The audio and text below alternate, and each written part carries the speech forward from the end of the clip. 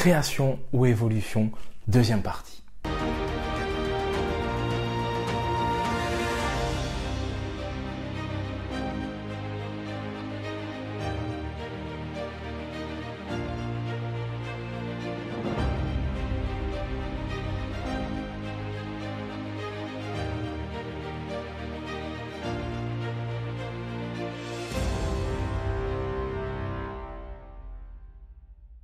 Dieu aurait-il créé uniquement l'univers et après c'est l'évolution? Comment l'homme alors peut-il être créé de la poussière de la terre alors qu'il est composé majoritairement d'eau et de carbone? Mais toi, t'es qui encore? Je viens défendre la science, c'est la logique. Ah d'accord, moi écoute, je viens défendre la foi alors. Donc pour te répondre, Dieu est tout puissant, il est capable de tout faire. Si l'on néglige ça, alors on ne croit pas en beaucoup de choses dans la Bible. Et en plus, en Exode 8 au verset 17, on nous dit qu'Aaron a frappé le sol et la poussière s'est transformée en poux. Donc, de la poussière, Dieu peut faire des poux. Il peut donc aussi faire l'homme. Dieu ne peut pas enfreindre les lois qu'il a lui-même fixées, voyons. Jésus n'a alors, donc selon toi, pas marché sur l'eau. Si on dit ça, car physiquement, on ne peut pas marcher sur l'eau. On s'enfonce. Les scientifiques n'ont pas de preuves contre les miracles. Donc, ce n'est pas un argument. Oui, mais ils n'y croient pas, car cela est contre les lois physiques. Écoute, en 2020, on ne peut pas croire à des mythes comme ça. C'est qu'une histoire avec un but théologique. Donc, c'est un mensonge théologique plutôt. Et dis-moi, du coup, d'où vient le péché alors? Le rapport? Si tu ne crois pas qu'Adam et Ève ont existé, d'où vient le péché? Comme l'homme vient de l'animal, il a des pulsions, donc s'il ne résiste pas à ces pulsions, il pêche. Donc Dieu aurait créé l'homme imparfait.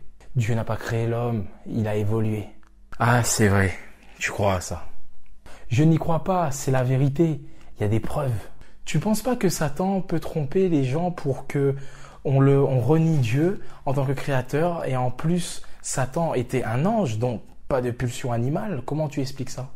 Oui, on pourrait peut-être imaginer alors que Dieu ait créé des anges forts et des anges faibles. Donc, ce n'est pas de leur faute. Aïe, c'est grave ce que tu dis. Dieu serait injuste. C'est encore une fois le diable qui veut faire croire cela. Oui, mais tu vois que c'est illogique de croire en l'existence d'Adam et Ève. Il y a des preuves de l'évolution et en plus... par exemple, qui serait la femme de Caïn?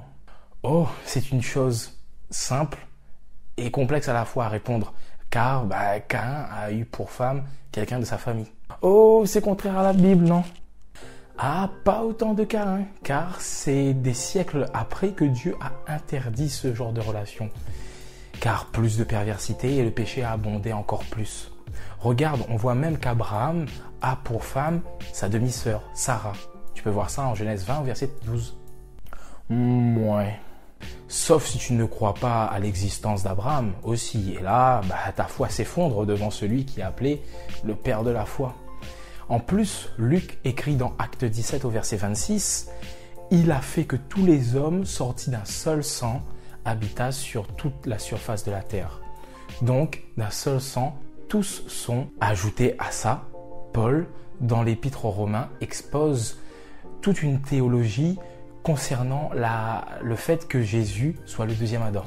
Dans Romains 5 au verset 14, il dit « Cependant, la mort a régné depuis Adam jusqu'à Moïse, même sur ceux qui n'avaient pas péché par une transgression semblable à celle d'Adam, lequel est la figure de celui qui devait venir. » Paul cite deux personnages, Adam et Moïse, et les mêmes sur la même ligne.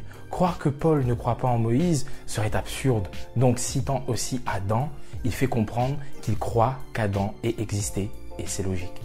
Bon, écoute, c'est prouvé que le récit de la Genèse ait été écrit lors de la période de l'exil des Juifs à Babylone. Et du coup, pour lutter contre la cosmologie païenne, ils ont écrit ça. Alors essayons de considérer ce que tu dis. Donc cela voudrait dire que la loi de Dieu, les 10 commandements ont été falsifiés. Car le 4e commandement, en Exode 20, verset 11, dit que le sabbat a été instauré car en 6 jours, l'Éternel a fait les cieux et la terre. Référence directement à Genèse On retrouve ça aussi en Exode 31, verset 17. Donc Genèse serait faux jusqu'au chapitre 11, comme le prétendent beaucoup de personnes comme toi, et des parties de l'Exode seraient fausses aussi.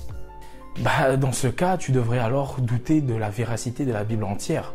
Moi, je crois par la foi à tout ce qui est écrit, tout comme Paul et les autres auteurs. Oui, mais les apôtres n'avaient pas les connaissances d'aujourd'hui, donc ils sont excusables. Justement non. Paul dit en Romains 1 au verset 20, « En effet, les perfections invisibles de Dieu, sa puissance éternelle et sa divinité, se voient comme à l'œil depuis la création du monde. Quand on les considère dans ses ouvrages, ils sont donc inexcusables. » Il faut considérer alors la puissance de Dieu dans ses ouvrages et nous serions inexcusables de ne pas les voir, le dit Paul. Il va même dire qu'il marche par la foi et non par la vue. Paul n'avait peut-être pas les connaissances d'aujourd'hui, mais mieux encore, il était inspiré par le Saint-Esprit, appelé par Jésus l'Esprit de vérité, qui conduit dans toute la vérité. Si ce que Paul croyait était faux, l'Esprit l'aurait enseigné là-dessus aussi. Ouais, si on y croit. Si on ne croit pas, on n'est pas croyant et on ne marche pas par la foi. Si on commence à remettre en doute les paroles de Dieu pour les découvertes scientifiques, on traite alors Dieu de menteur et d'injuste, car il ne dirait alors pas la vérité et il aurait fait un monde imparfait avec des inégalités. Or, au commencement, tout était bon. Comme expliqué dans une autre vidéo, les deux récits de la création se complètent et ne se contredisent pas. De plus, dans Genèse 3, Satan a remis en doute la parole de Dieu pour tromper Ève en disant « Dieu a-t-il réellement dit ?» Et Ève s'est fait tromper par la vue, par la découverte qu'elle a faite. La femme vit que l'arbre était bon à manger et agréable à la vue et qu'il était précieux pour ouvrir l'intelligence. Pourtant, elle a vu cela, elle a conclu cela et c'était complètement faux, en contradiction avec la parole de Dieu. Et pour cela, Adam et Ève se sont laissés tromper. Comment alors expliquer que les plantes aient été créées avant le soleil et la photosynthèse? On en parle. Et la toute-puissance du Seigneur? On en parle. Comme on part du principe certain que Dieu est tout-puissant, il peut créer les plantes sans photosynthèse et établir cela après. Comme Jésus peut marcher sur l'eau alors que les lois physiques l'interdisent dans ces conditions. Arrêtons de limiter le Seigneur dans nos paroles. Il est tout-puissant et ne ment pas. Il est la vérité, il est juste. Ayons la foi en lui, en sa parole, car c'est par la parole que tous les personnages cités dans Hébreux 11 ont été sauvés. J'espère en tout cas que vous avez aimé cette vidéo et la vidéo précédente sur ce sujet. N'hésitez pas à la partager, à commenter, à discuter et à la liker. Et en tout cas, faites du bien autour de vous.